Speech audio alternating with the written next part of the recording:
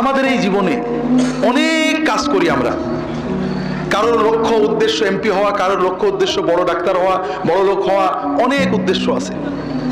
আমরা অনেক কিছু করি, কিন্তু আবার সবকিছু রেখেই চলে যেতে হয়, ঠিক না? আরেকটা জিনিস বোঝেন, দুনিয়াতে কেউ আপন হয় না। যে বউ আপন, 2 ঘন্টা আপন তাকে 4 ঘন্টা ঝগড়া করে, আসে না নেই? যে ছেলে আপন, সে 2 ঘন্টা কথা শুনে তো 4 ঘন্টা কথা শোনেন না, ঠিক না বেটি? যে ভাই আপন, সে ভাই 2 ঘন্টা আপন আর 2 ঘন্টা পর। যে বাবা আপন, যে সবচেয়ে আপন মা আপন, সেও দেখা যাচ্ছে আরেক ভাইয়ের কথা শুনে পর হয়ে যায়, হয় না? হয় না? হাজেরিন, দুনিয়াতে কেউ 16 আনা আপন হয় না।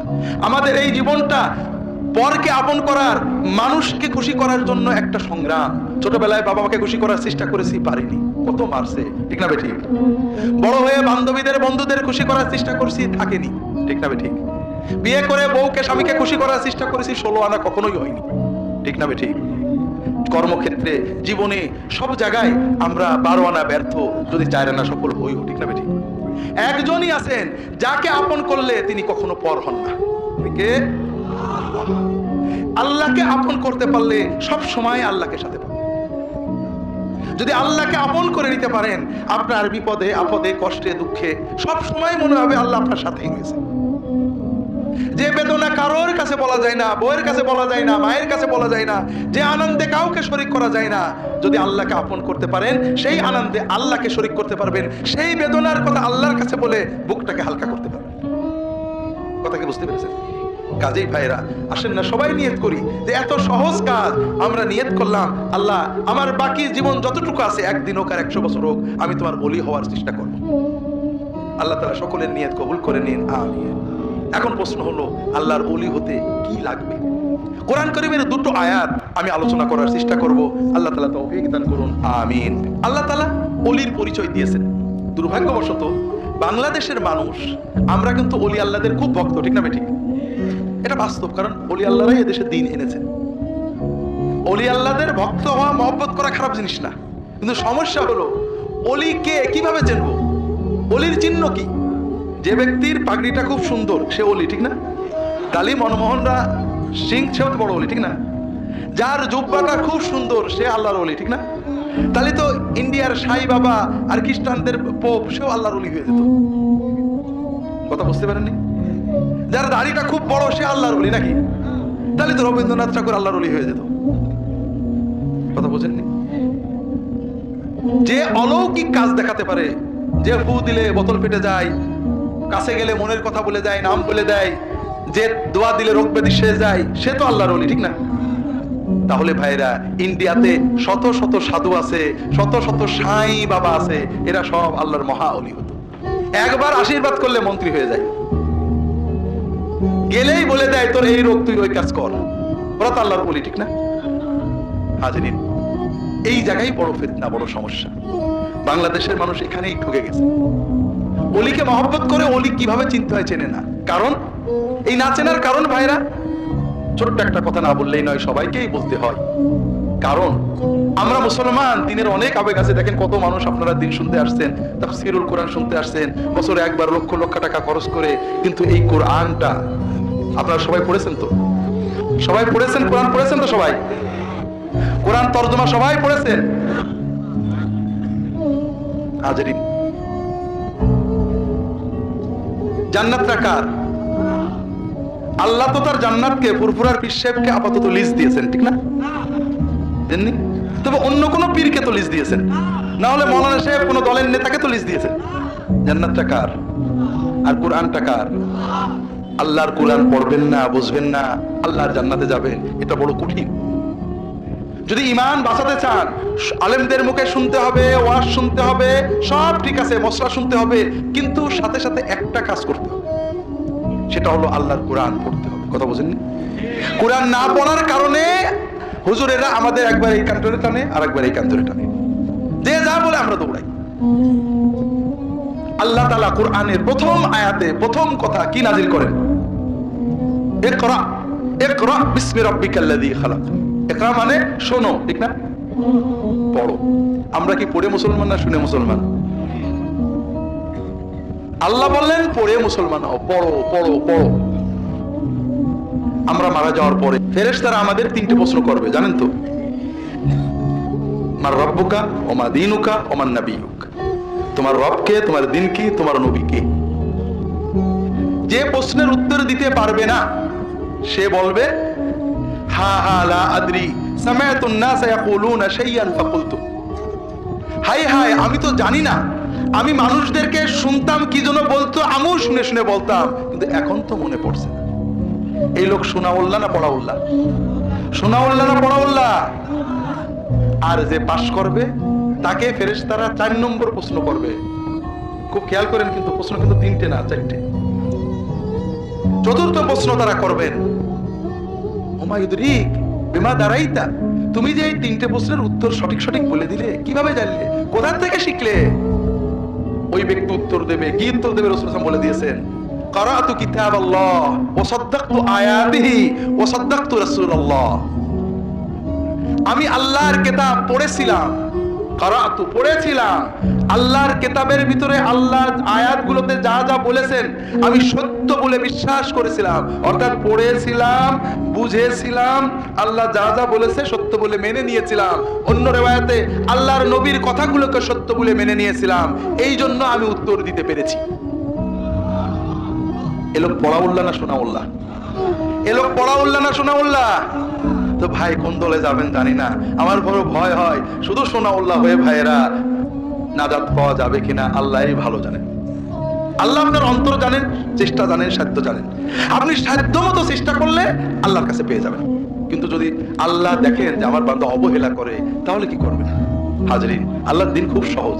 আমি লম্বা করতে পারবো না, অনেকগুলো বিষয় রয়েছে, শুধু একটুই বলবো ভাইরা, আমি আপনাদেরকে আমার লেখা বই পড়তে বলছি না। কার বই পড়তে বলছি? সবার ব্যাপারে মতভেদ আছে, কোরআনের ব্যাপারে মতভেদ আছে। কোরআন আমরা পড়ি না, কোরআন সহি পড়া শিখবেন, শুধু তেলাওয়াত করবেন না, তরজমাও পড়বেন। কোরআনের আরবি বুঝে কোরআন বোঝাটাই হলো উচিত। যখন আরবি জানবেন না, কোনো ভালো আলেমের কাছে যে দর্শে কোরআন শিখবেন, অথবা কোনো ভালো আলেমের অনুবাদ, তরজমা, তাফসীর নিয়ে পড়ে পড়ে পড়ে পড়ে কোরআনের অর্থ বোঝার চেষ্টা করবেন। বুঝতে পেরেছেন তো? আল্লাহ কোরআন কারিমে বলেছেন, আল্লাযীনা আতাইনাহুমুল কিতাবা ইয়াতলুনাহু হাক্কা তিলাওয়াতিহি উলাইকা ইউমিনুনা বিহি, যাদেরকে আমি কিতাব দিয়েছি তারা এই কিতাব হক তেলাওয়াত করে। হক তেলাওয়াত অর্থ হাদিস শরীফে এসেছে, বুঝে তেলাওয়াত করে, হৃদয় দিয়ে অনুভব করে তেলাওয়াত করে। আল্লাহ তাআলা বলেন এরাই হলো সত্যিকারের ঈমানদার। কথা বুঝেন? তাহলে কোরআনের হক তেলাওয়াত মানে বুঝে তেলাওয়াত করা, আর না বুঝে তেলাওয়াত করা তাহলে কি তেলাওয়াত? হাই হাই, কথা বলেন না কেন? না বুঝে তেলাওয়াত করা কি তেলাওয়াত? না হক তেলাওয়াত। বুঝে তেলাওয়াত যদি হক তেলাওয়াত হয়, তাহলে না বুঝে তেলাওয়াত না হক তেলাওয়াত। তারপরও আপনি সাধ্যের ভিতরে চেষ্টা করেছেন, বোঝেননি, আল্লাহ আপনাকে পুরো সওয়াব দেবে। কিন্তু আপনি চেষ্টা করেননি, তাহলে তো মুশকিল। একজন মানুষ আমার কাছে আসছে, হুজুর আমি রিকশা চালাই, গরিব মানুষ, জামা টামা থাকে না, টুপি থাকে না, নামাজ রুখতে হয়, টুপি ছাড়া জামা ছাড়া নামাজ পড়লে কি হবে? আমি কি বলবো ভাই? হবে। ওই লোকটা বললো আলহামদুলিল্লাহ, জীবনেও আর টুপিও কিনবো না, জামাও কিনবো না। এইবার কি হলো? এটা কিন্তু ঠিক হলো না। আপনি কোরআন বোঝেন না, আপনি পড়বেন না, পড়বেন, আপনি চেষ্টা করেছেন, আপনার সাধ্যের ভিতরে যতটুকু করেছেন ওটাই হবে। কিন্তু যদি আপনি না বুঝে পড়াটাকেই পূর্ণ পড়া মনে করেন, জীবনে আর বুঝবই না, তাহলে তো আল্লাহকে ধরা খেয়ে যাবেন। আমরা অনেকে ওলামায়ে কেরাম কোরআন বুঝে পড়াকে ভয় পান, কোরআন বুঝে পড়ে ভুল শেখে কিনা। হাজরিন, অনেকে বলেন কোরআনের তাফসীর পড়তে 19 রকম এলেম লাগে। শুনেছেন নাকি এরকম কথা? শুনেছেন? তাহলে ভাইরা, যেটা বলছিলাম ভাইরা, কোরআনের তাফসীর পড়তে 19 রকম এলেম লাগে, তাহলে কোনো বই পড়া যায় না। হাদিস মুহাদ্দিস হতে 17 রকম এলেম লাগে, ফকিহ হতে 30 রকম এলেম লাগে, ওয়াইজ সুফি হতে, পীর হতে 30 রকম এলেম লাগে। তাহলে আপনারা ইহয়া উলুমুদ্দিনের তরজমা পড়তে পারবেন না, বেহেশতি জওহর পড়তে পারবেন না, হারাম। ফাজাইলে আমল পড়তে পারবেন না, হারাম। মুনতাকাবুল হাদিস পড়তে পারবেন না, হারাম। রিয়াদুস সালেহিন পড়তে পারবেন না, হারাম। যদি তাফসীর করা আর তাফসীর পড়া এক হয়, তাহলে সব বই পড়াই তো আরাম হয়ে যাবে। কথা বোঝেননি? তাফসীর করার জন্য ইলম লাগে, মুহাদ্দিস হওয়ার জন্য ইলম লাগে, ফকিহ হওয়ার জন্য ইলম লাগে, সুফি হওয়ার জন্য ইলম লাগে। কিন্তু তাসাউফের বই লেখা বই পড়ার জন্য, হাদিসের লেখা বই পড়ার জন্য, আমলের লেখা বই পড়ার জন্য, ফিকহের লেখা বই পড়ার জন্য কোনো ইলমই লাগে না। না ইলম আলাদের জন্যই তো বইগুলো লেখা হয়। কথা বুঝতে পারেননি? বড় কষ্ট লাগে ভাইরা, আমরা মানুষদেরকে কোরআন থেকে সরিয়ে নিতে চাই, এর কারণ অন্য কিছু না। যখন কেউ কোরআন পড়ে তখন আলেমদেরকে নানা রকম প্রশ্ন করে। আমাদের সমাজে আলেম ওলামারা নির্যাতিত, নিপীড়িত, নিগৃহীত, বঞ্চিত। গরিব মানুষ বেতন পায় 5,000 টাকা, ইমামতি করে, গায়েল শোনে, সব জায়গায় বই পড়ার সুযোগ পান না, গবেষণার সুযোগ পান না। যদি মুসল্লি এসে উল্টো পাল্টা প্রশ্ন করে, উনি পড়বেন কোথায়? বকা দিয়ে দেন, কেন এইসব পড়ো, তুমি কি সব নাসিক মানসুক জানো নাকি? কথা বুঝতে পেরেছেন? উলামায়ে কেরাম অনুরোধ করব, এটা 100 বার ঠিক, উলামায়ে কেরাম মাজলুম, কিন্তু তাই বলে আপনার দ্বারা যেন দিনের ক্ষতি না হয়। আপনি উত্তর দিতে না পারলে বলবেন যে ভাই ঠিক আছে, আপনি কোরআনের তরজমা পড়েছেন ভালো, এর উত্তরটা আমি আমার উস্তাদদের আলেমদের থেকে জেনে আপনাকে পরে জানাবো। অথবা বলেন আমাকে আলেমের কাছে যান। মানুষদেরকে কোরআন পড়তে, কোরআন বুঝতে আপনি বাধা দেবেন না ভাইরা, উলামায়ে কেরামের কাছে যেতে হবে। কিন্তু এই লক্ষ লক্ষ মানুষ কেন গোমরাহ হয়ে যাচ্ছে? আমার বড় ভয় লাগে। আমাকে অনেকে বলেন হুজুর কোরআন পড়ে গোমরাহ হয়ে যাবে, নাউজুবিল্লাহ। এই যে সমাজের লক্ষ লক্ষ মানুষ শিরকে ডুবে আছে, বিদআতে ডুবে আছে, পাপে ডুবে আছে, বেপরদা চলছে, জিনা ব্যভিচার করছে, মদ খাচ্ছে, সুদ খাচ্ছে, কবরে সেজদা করছে, পীরের সেজদা করছে, দ্বীনের নামে শিরক কুফর করছে, এরা কোরআন পড়ে করছে না না পড়ে করছে? ভাইরা, কোরআন পড়ে কেউ এইসব করে না। কোরআন পড়ে খুব কম লোকই ভুলভাল করে, অধিকাংশ মানুষই ভালো হয়ে যায়। কথা বলেন না? এখন কেউ যদি বলে মাদ্রাসায় পড়ে অমুক লোক চোর হয়েছে, 100 জনের ভেতর 2 জন লোক খারাপ হয়েছে, কাজেই মাদ্রাসায় পড়া যাবে না, কথা কি ঠিক হবে ভাইরা?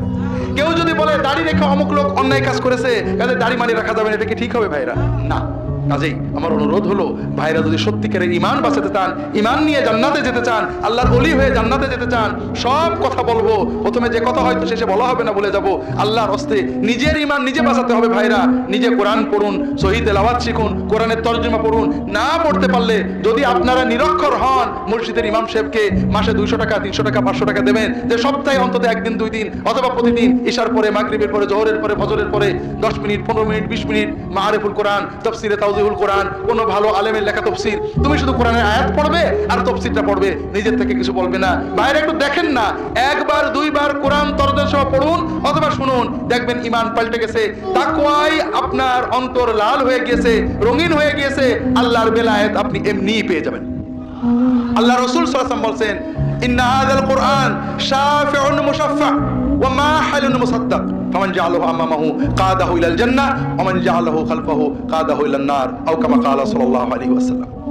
এই কোরআন যার জন্য শাফাআত করবে, আল্লাহ তার শাফাআত শুনবেনই, আর যার বিরুদ্ধে বিবাদী হবে তার আর রক্ষা নেই। কেউ যদি এই কোরআনকে সামনে রাখে, কোরআনের তালেবে ইলম হয়, কোরআনের মুরিদ হয়ে যায়, কোরআনের অনুসারী হয়ে যায়, এই কোরআন তাকে জান্নাতে নিয়ে যাবে। আর কেউ যদি কোরআনকে পিছনে ফেলে রাখে, কোরআনকে মটকাই তুলে রাখে, কোরআনকে সামনে না রাখে, এই কোরআনের সাথে যদি বেয়াদবি করে, কোরআন তার বিরুদ্ধে গেলে তার আর বাঁচার উপায় থাকবে না। তো ভাইরা, আমরা অনেক সময় বলি যে আমি অমুক হুজুরের মুরিদ, আমার হুজুর যদি জান্নাতে যায় আমিও যাব, এরকম বলে নাকি? হলে তাই না?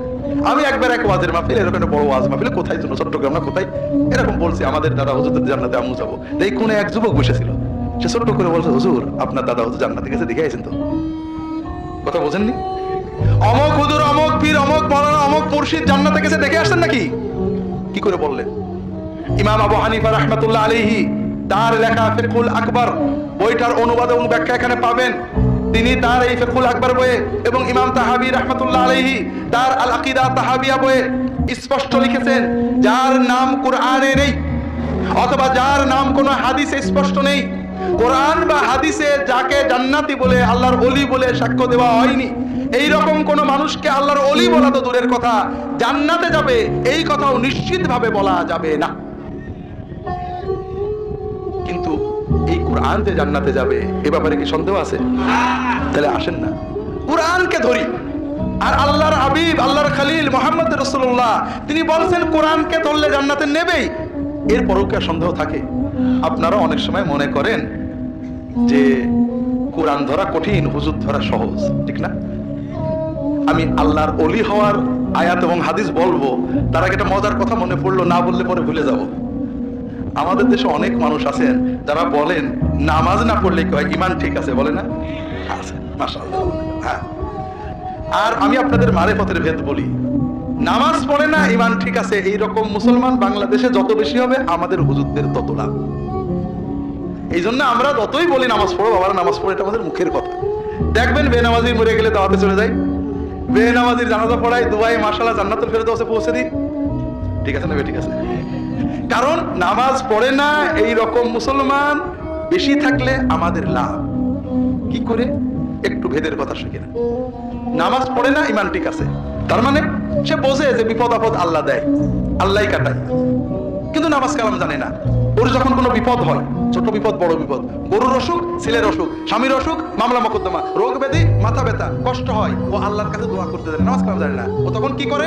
200 টাকা 500 টাকা, একটা মুরগি 2টো ছাগল নিয়ে,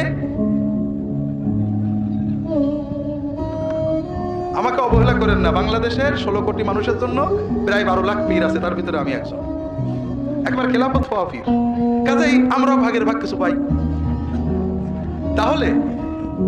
তাহলে বেনামাজি মুসলমান নারী পুরুষ দেশে বেশি থাকলে আমাদের লাভ না লস? আর আপনাদের লস। কেন? 1 নম্বর হলো ইমানটা লস। কারণ আপনি আল্লাহ রাসূল সাল্লাল্লাহু আলাইহি ওয়াসাল্লাম বারবার বলেছেন নামাজ না পড়লে ইমান ঠিক থাকে না। যত হুজুরি যাই বলুক, মুহাম্মদ রাসূলুল্লাহ সাল্লাল্লাহু আলাইহি ওয়াসাল্লাম বলেছেন নামাজ না পড়লে ইমান ঠিক থাকে না। 2 নম্বর কথা হলো আরো ইমান যাওয়ার অন্য কারণ আছে। বিপদে পড়লে কার ডাকতে হয়? আপনি বিপদে আল্লাহকে না ডেকে মনে করেন অমুকের কাছে গেলেই বোধহয় বিপদ কেটে যাবে, এটাও ইমান নষ্ট হওয়ার একটা কারণ। তাহলে আপনি প্রথমে ইমানটা নষ্ট করলেন, হারালেন। 2 নম্বর, আপনার টাকা, ছাগল, গরু হারালেন। ওইটা নিজের বাড়িতে বাচ্চা কাচ্চা নিয়ে জবাই করে খাইলে, বিক্রি করে টাকা দিয়ে খাইলে আপনার লাভ হতো না? আমার দিয়ে দিলেন, আমার তো এমনি চর্বি অনেক। তাহলে 2টো লস গেল। কয়টা লস গেল? 3টে লস হলো, যে জন্য গেলেন সেটাও হয় না। এই হুজুরির সব হাদিয়া দিলেই কি বিপদ কেটে যায় একেবারে? প্রতি বছরই তো দেয়া লাগে, তারপরও বিপদ থেকেই যায়। ঠিক না? ঠিক। হ্যাঁ, বিপদ কাটে, সবারই কাটে। ওই মা কালীর মানত যে করে তারও কাটে, ও যে দরগায় মানত করে তারও কাটে, যে কিছুই করে না তারও কাটে। না কাটে না? কারণ মানুষ যখন মনের আবেগে ডাকে, শিরিক করলেও আল্লাহ দোয়া কবুল করে, আল্লাহ কোরআনে বলেছে। তবে শিরকের জন্য তাকে শাস্তি দিতে হবে। তাহলে লস কয়টা হলো? 3টে। ইমান লস হলো, টাকা পয়সা লস হলো, বিপদ রয়েই গেল। হাজরিন, আর যদি নামাজ পড়তেন, আল্লাহ রাসূল সাল্লাল্লাহু আলাইহি ওয়াসাল্লাম বলছেন, আকরাবু মা ইয়াকুনুল আবদু মিনাল্লাহি ওয়া হুয়া সাজিদ ফাআকতিরু ফীহি মিনাদ দুআ ফাইন্নাহু কামিনুন আইস্তাজাবা লাক। বান্দা যখন নামাজে সাজদা করে, তখন বান্দা আল্লাহ তাআলার সবচেয়ে কাছে চলে যায়, নিকটবর্তী হয়ে যায়, বান্দার সাথে আল্লাহর দিদার হয়ে যায়। ওই সাজদার ভিতরে তোমরা বেশি বেশি করে আল্লাহর কাছে দোয়া করবে। নামাজের সাজদার ভিতরের দোয়া আল্লাহ কবুল করার সম্ভাবনা খুবই খুবই বেশি। কাজেই যে মানুষ নামাজ পড়তে পারে, নামাজে আল্লাহকে ডাকতে পারে, নামাজ পড়ে আল্লাহর কাছে দোয়া করতে পারে, ওর কোনো বিপদ থাকে না। আমি আপনাদের নিশ্চয়তা দিয়ে বলছি, নামাজটা মন দিয়ে পড়েন। নামাজের সেজদায় রাসূলুল্লাহ সাল্লাল্লাহু আলাইহি ওয়াসাল্লাম যে সুন্দর সুন্দর দোয়া পড়তেন, পড়েন। 1টা মাস পড়ে দেখেন, আপনার কোনো বিপদ থাকলে আপনি আমাকে বলেন। আপনারা মনে করেন নামাজ পড়া কঠিন, হুজুরের কাছে যাওয়া সহজ। ঠিক এই কথাটা কি, চিন্তাটাকে ঠিক? নামাজ আমার মালিকের সাথে পড়বো, 2 মিনিট 5 মিনিট মালিকের সাথে কথা বলবো, আর হুজুরের কাছে যাবো, গাড়ি উঠবো, গাড়ি চড়বো, টাকা নেবো, হাদিয়া নেবো, দেবো, আবার টেনশন করবো। সহজ কোনটি? আল্লাহু আকবার। বাইরে একটা কথা বলি, হয়তো টিভিতে কেউ শুনেছেন, আমার জীবনে অনেক কথা আছে। ইসলামিক টিভিতে তখন প্রোগ্রাম করি, আমি কোন কোন দিনে প্রোগ্রাম করি, লাইভ প্রোগ্রাম, জানে তো সবাই। টিভি প্রোগ্রামের আগে বসে আছি, কিছুক্ষণ আগেই পৌঁছে যেতাম। হঠাৎ এক ভাই এসে আসি, ঢাকা একেবারে বাইতুল মুকাররমের কাছে, ওখানে কি যেন বিজয়নগর না কি নাম, যাই হোক, ওইখানে বাসার বাড়ি।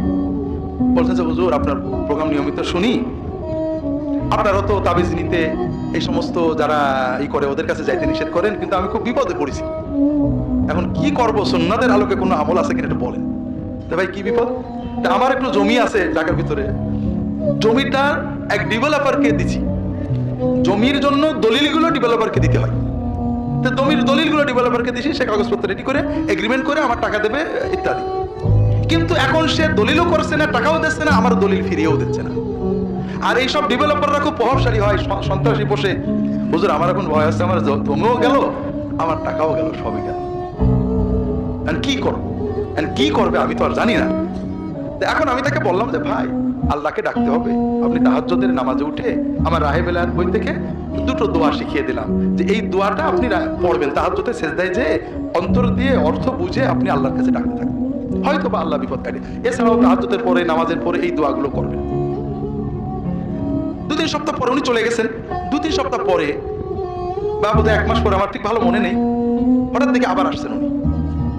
তো হুজুর আলহামদুলিল্লাহ একটা সুসংবাদ আছে। তো কি হয়েছে? তো হুজুর কয়েকদিন আগে, 2-3 দিন আগে বললেন, হয়তো আমার ভালো মনে নেই, ওই ডেভেলপার এমনি এসে দলিলগুলো আমার দিয়ে চলে গেল। তাই বললাম আলহামদুলিল্লাহ, আল্লাহ তো দয়া করে বিপদ কাটিয়েছেন। বলে হুজুর কিন্তু অন্য একটা বিষয় আমার মন খারাপ লাগছে। কেন ভাই? বলে হুজুর আমি এই যে কয়েক সপ্তাহ তাহাজ্জুদের নামাজে সেজদায় যে আল্লাহর কাছে দোয়া করছিলাম, কাঁদছিলাম, এত মজা পাচ্ছিলাম, এখন আমার মনে হচ্ছে যে দলিলটা যদি আরো 2-4 মাস পরে দিত তাহলে ভালোই হতো। ভাইরা, আল্লাহর ইবাদত, আল্লাহর সাথে কথা বলা যে কত মজা পাইলেন না? মনে করলেন হুজুরের কাছে আরাম, আর আল্লাহর কাছে দিনের ভিতরে 10-15 মিনিট 20 মিনিট নামাজে কথা বলবে, এটা কষ্ট। ভুল বললেন ভাইরা। আপনারা মনে করলেন যে কোরআনের মুরিদ হওয়া কঠিন, হুজুরের কাছে যায়। ভাইরা না, কোরআন আল্লাহর কালাম, কোরআন আপনার ঘরে আছে, পড়বেন, আল্লাহর সাথে কথা বলবেন, দিলে তাকওয়া আসবে। হ্যাঁ, এরপরে কোরআনের আলোকে যে আলেমকে ভালো পাবেন, সেই আলেমের সোহবতে যাবেন, মসলা মাসাইল শুনবেন। একা কোরআন পড়ে মুফতি হওয়ার চেষ্টা করবেন না, কারণ আল্লাহ নিজেই কোরআনে বলেছেন প্রত্যেক মুমিনকে কোরআন বুঝে পড়তে হবে। ইয়াতলুনা হাক্কা তিলাওয়াতিহি। আবার আল্লাহই কোরআনে বলেছেন ফালাউলা নাফারা মিন কুল্লি ফিরকাতিন মিনহুম তাইফাতুন লিয়াতাফাক্কাহু ফিদ্দীন। প্রত্যেক জনপদের ভিতরে কিছু মানুষ বেরিয়ে যেতে হবে, অনেক দিন গবেষণা অধ্যয়ন করে দ্বীনের ফিকহ অর্জন করতে হবে, ফকিহ হতে হবে। কাদের কোরআন বুঝে পড়া আর ফকিহ হওয়া এক জিনিস নয়। আপনি কোরআন বুঝে তাকওয়া অর্জন করবেন, মাসলা মাসাইলের জন্য আলেমদের, কোরআনের আলোকে যে আলেমকে ভালো পাবেন, যে আলেমকে মুত্তাকি পাবেন, যে আলেমকে হকপন্থী পাবেন, সেই ধরনের আলেমদের সহবতে যে ফিকহ শিখবেন, মাসলা শিখবেন। আল্লাহ তাআলা তৌফিক দান করুন, আমিন।